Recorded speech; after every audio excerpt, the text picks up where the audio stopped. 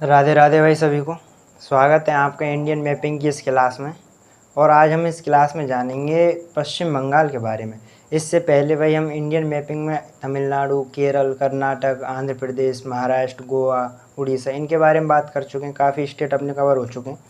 अब उसी सीरीज में अपना और एक स्टेट है, कौन सा, पश्चिम बंगाल है ना। इसके बारे में जानेंगे कौन कौन सी इसकी जोग्राफिकल कंडीशन है और कौन कौन सी इसकी पॉलिटिकल कंडीशन है ना।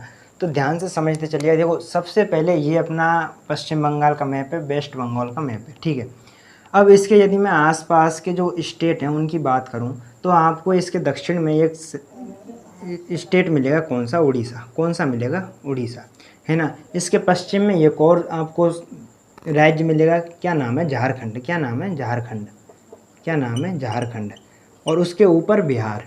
कौन सा? बिहार। बिहार से भी पश्चिम बंगाल की सीमा लगती है ना। एक इसकी अंतर्राष्ट्रीय सीमा नेपाल से लगती है। किससे? नेपाल से लगती है। ऊपर सिक्किम राज्य से इसकी सीमा लगती है, सिक्किम से लगती है। और इधर इसकी अंतर्राष्ट्रीय सीमा भूटान से भी लगती है ना, भूटान से लगती है। इधर असम से लगती है ना। और इधर आपके बांग्लादेश से लगती है, बांग्लादेश से लगती है। और नीचे वे ऑफ बंगाल यानी बंगाल की खाड़ी से अपनी समुद्री सीमा बनाता है। तो बेसिकली देखो, आप यदि इसमें मोटी मोटी यदि चीज़ें देखोगे तो भाई 3 अपने देशों से ये सीमा बनाता है, बांग्लादेश, भूटान और नेपाल। और उड़ीसा, झारखंड, बिहार, असम, सिक्किम, इनसे ये अपने जो राज्य की सीमा है, राज्य स्तरीय सीमा, उनको बनाता है, ठीक है। इतनी सी बात आई आपके समझ में। अब देखो, ये तो इसके अब कुछ देखो, ये जो इसका बे ऑफ बंगाल वाला हिस्सा है, यहाँ पर एक द्वीप है इसका, और उस द्वीप का नाम है न्यू मरे द्वीप। क्या है? न्यू मरे द्वीप। न्यू मरे द्वीप कहाँ पर है? ये जो पश्चिम बंगाल है, इस पश्चिम बंगाल के दक्षिण में एक द्वीप है, क्या नाम है? न्यू मरे द्वीप। अब ये जो द्वीप है, ये जो आइलैंड है, दरअसल ये कॉन्ट्रीवर्सल है ना। जो बांग्लादेश है वो कहता है कि हमारा है, भारत कहता है कि हमारा है। यानी कहें कि भाई विवादित द्वीप कौन सा है भारत और बांग्लादेश के बीच में? तो कौन सा है? न्यू मरे द्वीप। कहाँ पर है भाई? पश्चिम बंगाल के दक्षिण में। इतनी सी बात है आपके समझ में आनी चाहिए। अब यदि इसकी प्रमुख प्रमुख नदियों की बात करते हैं तो देखो, प्रमुख नदी जो हम भारत की भाई नेशनल रिवर है गंगा, वो यहाँ से होकर जाती है ना। गंगा नदी भाई ये यूपी से होते हुए, बिहार से होते हुए, ये इधर जो पश्चिम बंगाल है इसमें प्रवेश करती है। ये पश्चिम बंगाल में प्रवेश करी, है ना। पश्चिम बंगाल में प्रवेश करके ये कहाँ? बांग्लादेश में चली जाती है। कौन सी नदी है? गंगा नदी है। कौन सी नदी है? गंगा नदी है ना। अब इस गंगा नदी में पश्चिम बंगाल में ये जो क्षेत्र है ना, यहाँ पर एक डैम बना हुआ है। क्या डैम बना हुआ है? और उस डैम का क्या नाम है? फरक्का डैम।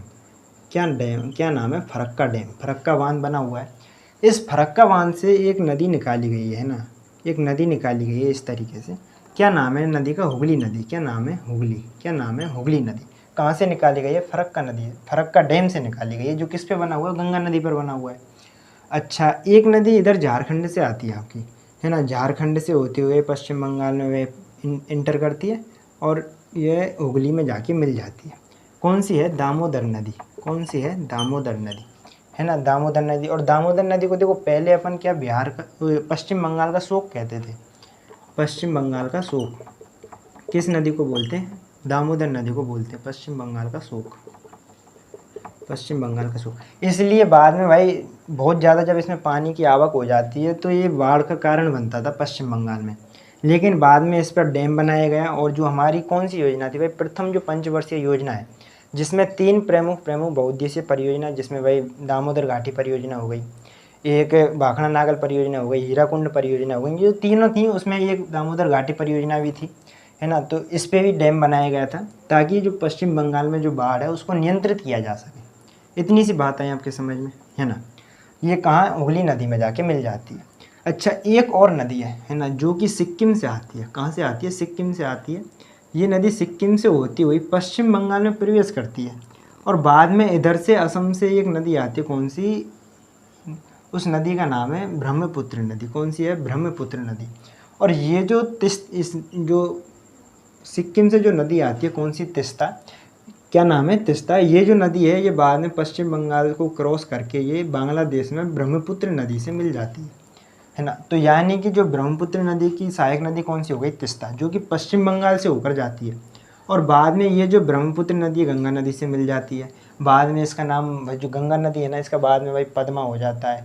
पद्मा के बाद फिर ये कौन नदी इसमें आके चलते, फिर उसका नाम मेघना हो जाता है, और बाद में ये सुंदरबन डेल्टा बनाते हैं ना, ये अपने सबको पता है।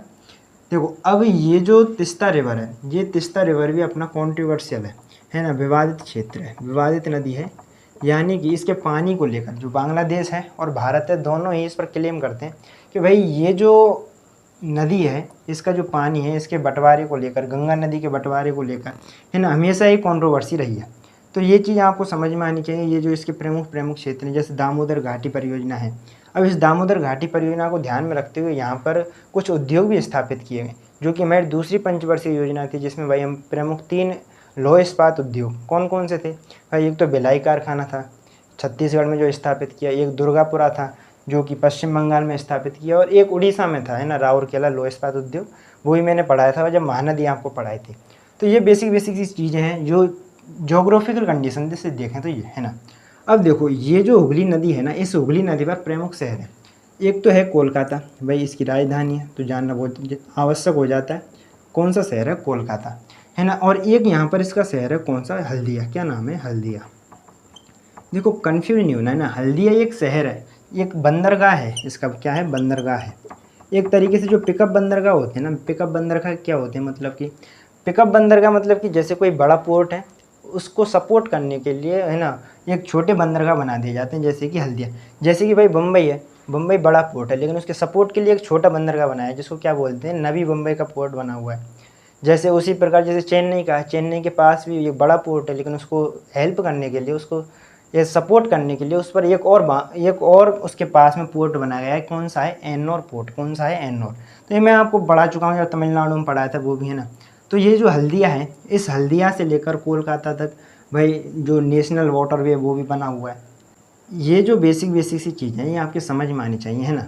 तो ये तो अपनी हो गई भाई जोग्राफिकल कंडीशन। जोग्राफिकल कंडीशन के हिसाब से देखें तो ये प्रमुख नदियां हैं, और इसके आसपास की वाटर बॉडी कौन सी है भाई, है ना, और कौन कौन से इसके राज्य सीमा लगाते हैं, कौन कौन से देश इससे सीमा लगाते हैं, ये हमने जाना है इसके बारे में, है ना।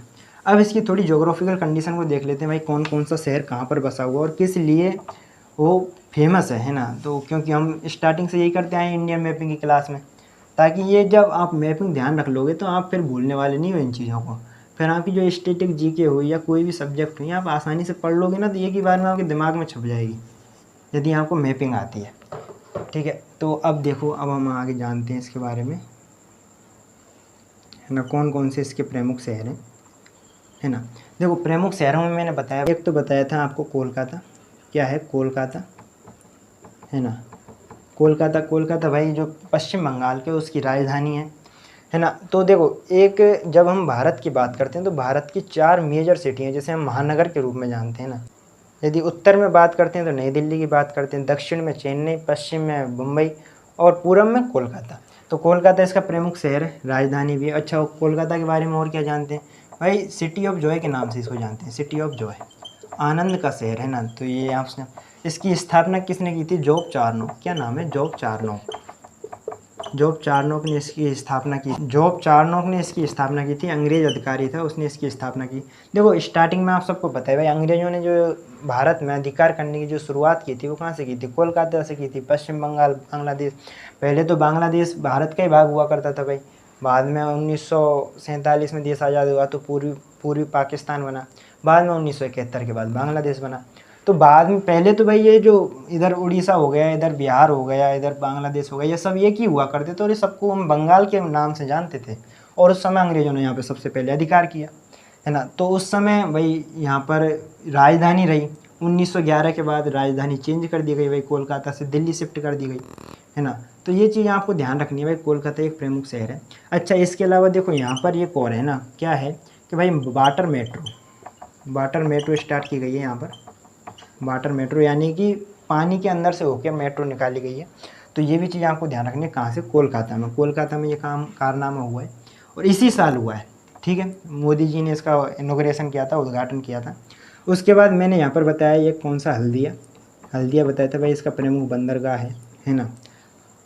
इसका पिकअप बंदरगाह एक तरीके से, कौन सा? पिकअप बंदरगाह। बड़ा मेजर बंदरगाह ये है और छोटा बंदरगाह ये है। ठीक है, अब इस देखो कोलकाता के पास में एक और शहर मिलेगा आपको, इसके यदि आप उत्तर में चलोगे तो यहाँ पर एक शहर मिलेगा, कौन सा, मुर्शिदाबाद। क्या नाम है, मुर्शिदाबाद। क्या नाम है, मुर्शिदाबाद।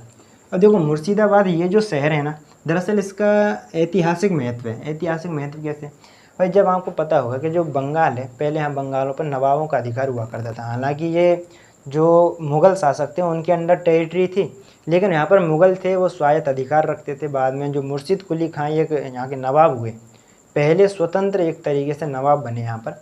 तो उन्होंने क्या है कि जो पहले बंगाल की राजधानी हुआ करती थी ढाका, उसको उन्होंने शिफ्ट किया था कहाँ पर, मुर्शिदाबाद में। तो ढाका से मुर्शिदाबाद राजधानी किसने बनाई थी, मुर्शिद कुली खां ने।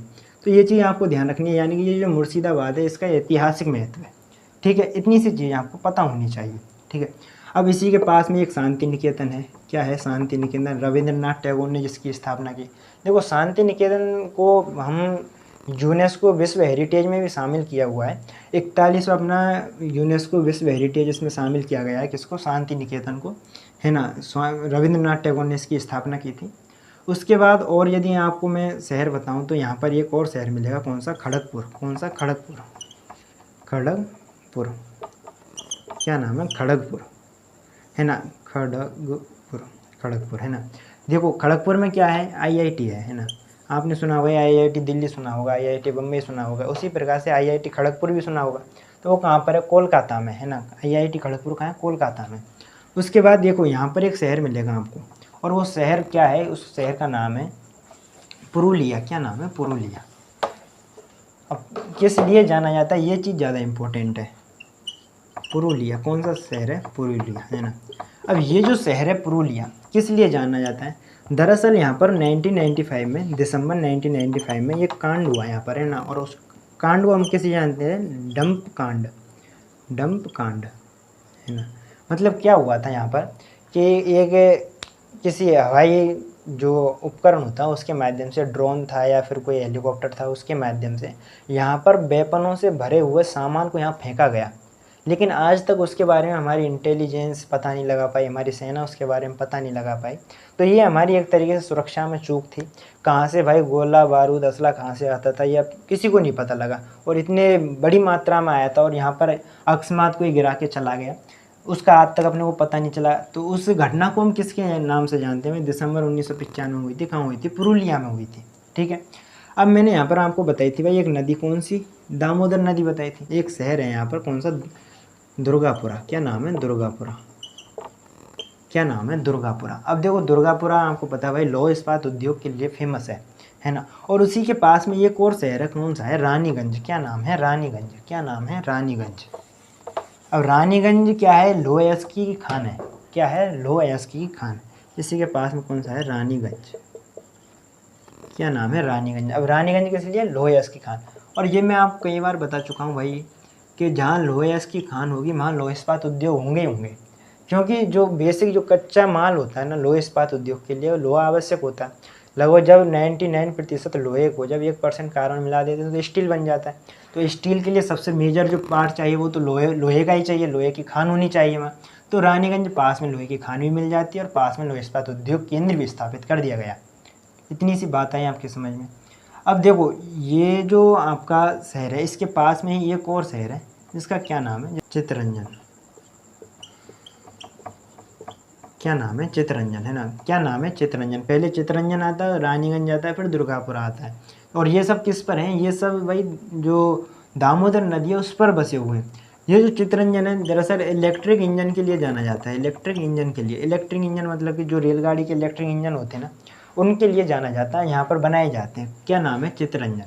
ठीक है, इतनी सी बात है आपके इसमें। तो देखो ये प्रमुख प्रमुख शहर हैं जो इसके चारों तरफ बसे हुए हैं। बाकी आपको पता है भाई जो मुर्शिदाबाद, हाँ एक और आप चीज़ ध्यान रखें, ये जो मुर्शिदाबाद है ना ये पूर्व का मैनचेस्टर,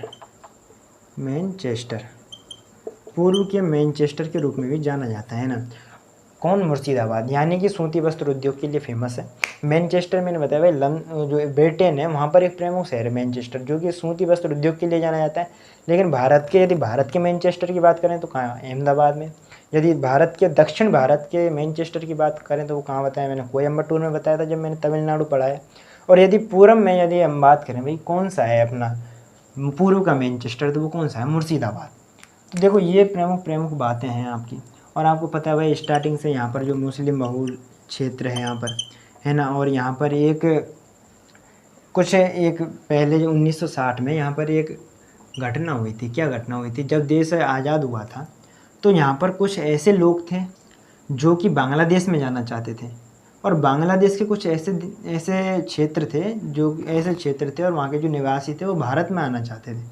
तो बाद में जाके ये कॉन्स्टिट्यूशन अमेंडमेंट होता है और बाद में क्षेत्रों की अदला बदली होती है। और वो कॉन्स्टिट्यूशन अमेंडमेंट कौन सा था? 100वां कॉन्स्टिट्यूशन अमेंडमेंट था, है ना। तो ये चीज़ आपने को ध्यान रखनी है। अभी जब मोदी गवर्नमेंट हुई थी तो मोदी जी ने खुद ने करवाया था इसको, है ना। तो आई थिंक ये छोटा सा प्रयास था मेरा भाई, पॉलिटिकल रूप से और जोग्राफिकल कंडीशन थे किस हिसाब से जो है पश्चिम बंगाल को समझाया जा सकता है। आई थिंक ये प्रयास आपको पसंद आया होगा। आज के लिए इतना ही, धन्यवाद।